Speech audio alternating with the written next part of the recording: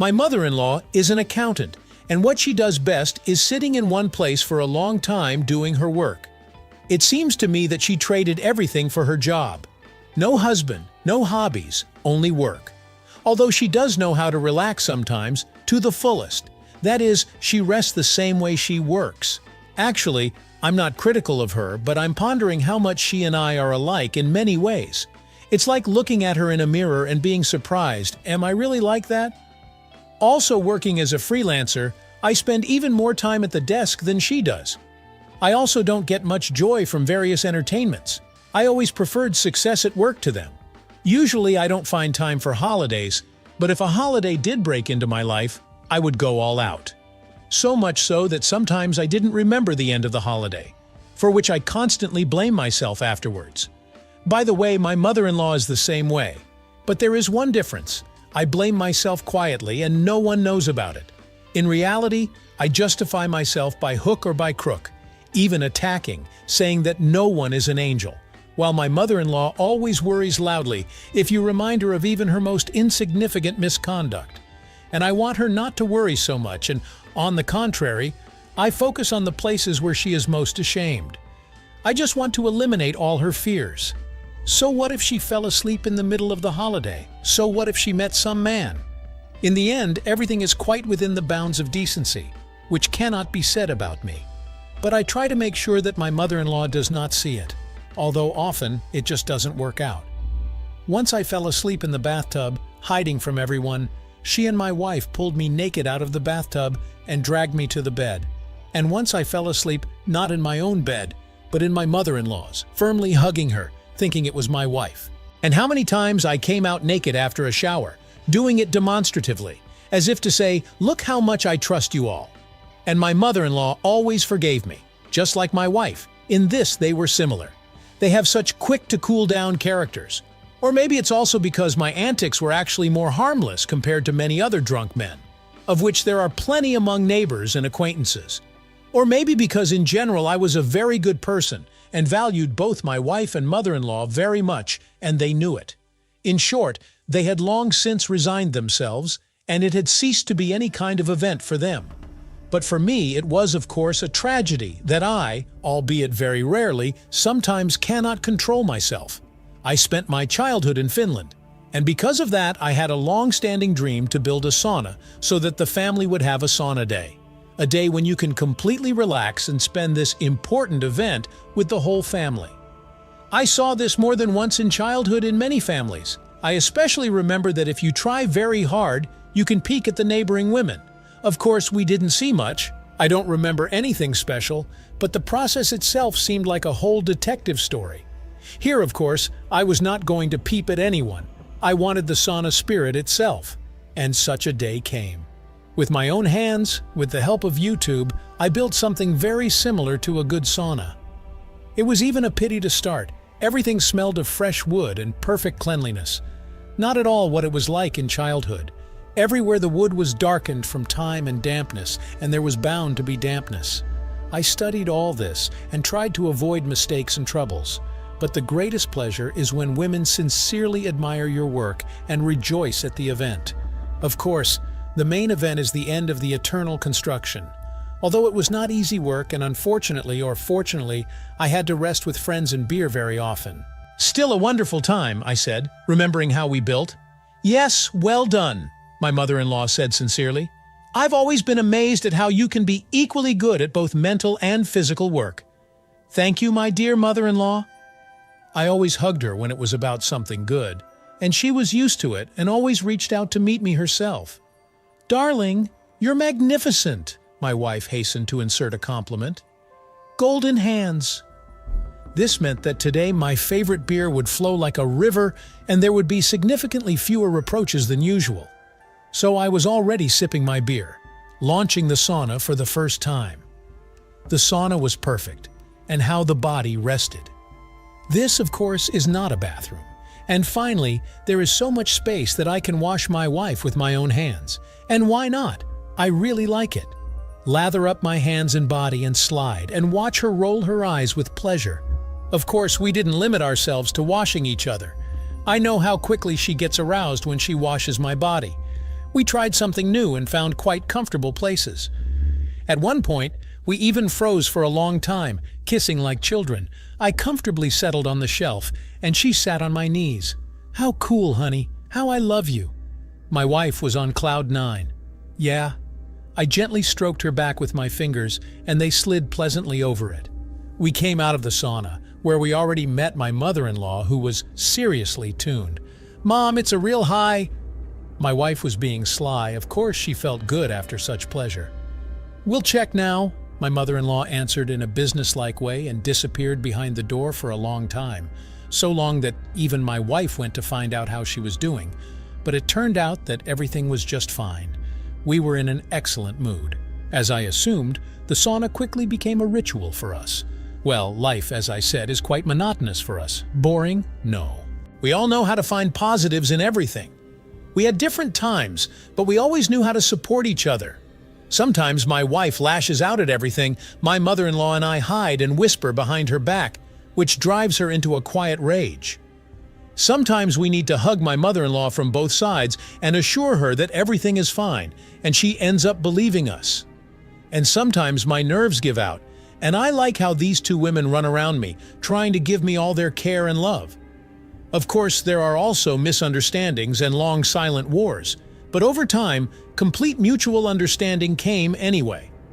One thing periodically gnawed at me, that my mother-in-law, such a good woman, was without a man. Of course, she joked it off, saying that she had us and she didn't need anyone else. Then she would say that she was not ready for a relationship yet after her husband's death, although it had been a very long time. We suggested that she find someone someday just for health. At first she was embarrassed, but then apparently she changed her mind and began to say, "Where can I find one like that?" She was, of course, a very decent woman. My wife tried to match her with everyone. She was ready for every passerby. I, on the other hand, approached the issue seriously.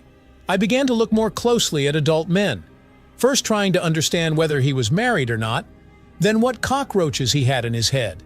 It was only later that I realized that in relationships, cockroaches in the head can not only not interfere, but on the contrary, they help people to be even closer. And we even managed to find something similar a couple of times. It seemed to me that for my mother-in-law, these were the worst moments of her life. It strained her very much. She didn't know how to behave. It seemed that she was ready to sink through the ground, and the men were somehow self-absorbed, noticeably more thinking only about themselves. In short, in the end, we postponed this venture to the back burner with a clear conscience. My mother-in-law was an extremely family person, and she never considered other people in the circle of her relatives. And even when we cited me as an example, the fact that I was able to become a member of her family, it was only an exception to the rule for her. But she treated me closer and closer. Sometimes, when I hugged her, it even seemed to me that she behaved like my wife. She also relaxes in my arms when I press her to me. I guess all women are like that, I thought. The thing is, when a woman relaxes strongly in my arms, I want to pick her up so that she stays on her feet or something. And for that, I need to press her harder against me, as hard as I can. And then you feel the fluttering of the female body. And this, excuse me, turns me on. So I began to think that my mother-in-law hadn't had anyone for a very long time. And they say it's very harmful. Now I understand that I was deceiving myself, but at that time, for some reason, I really wanted to save her. Then I came up with and drove away the thought of the benefits of young blood. Yes, I wanted to sacrifice myself. I began to look at her differently. She turned out to have such pleasant, smooth skin. I noticed how she always reacts to my hugs and kisses. I was especially surprised by my experiment when I kissed her almost on the lips. She seemed to shudder.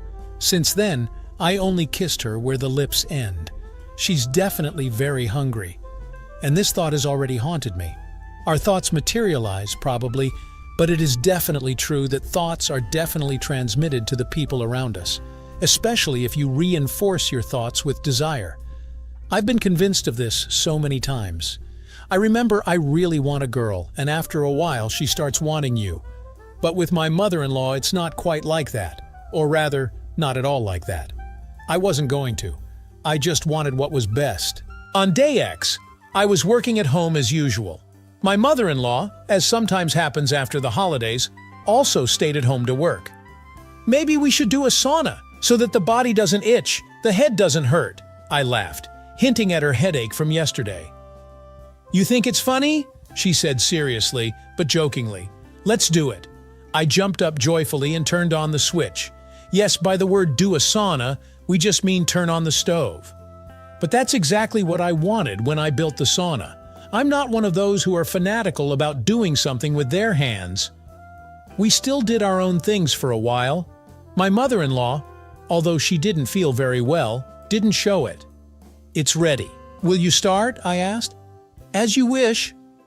Only I recommend you drink a little so that you don't feel really bad. You're right, I'll do that. Will you keep me company? A few minutes later, my mother-in-law already looked much better, and I felt good too. Maybe I'll steam you with a broom, I said carelessly. Well, okay. It seems to me that my mother-in-law always answered me in the affirmative to all my suggestions. Probably it's trust.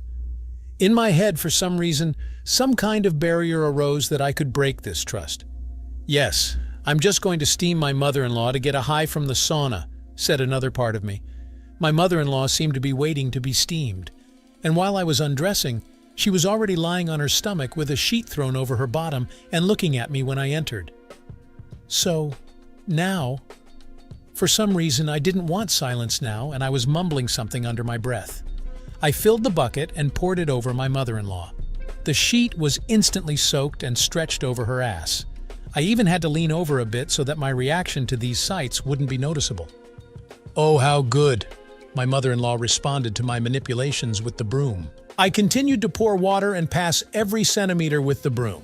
At some point, I moved the sheet a little and, seeing no reaction, moved it again, and finally threw it away altogether. What are you doing? My mother-in-law turned in surprise. Come on. That's all I could say, but very convincingly.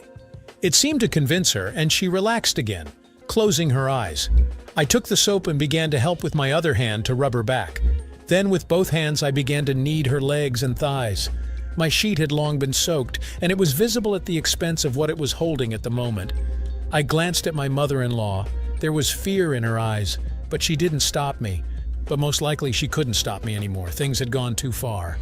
By the way, I didn't hesitate to pour my mother-in-law a good dose of the hangover medicine, which we repeated several times in good doses. And it began to take effect, plus the heat of the sauna, plus this pounding heart. Then everything seemed to be in a fog. I casually threw off the sheet, approached, and then she took the initiative into her own hands. She was far from a prude. She acted confidently. She took everything from me, and even more. And I wanted to give her as much as possible with my soul and body and head. Right from the first minute, I realized that now I would give everything not only to my wife, but also to my mother-in-law.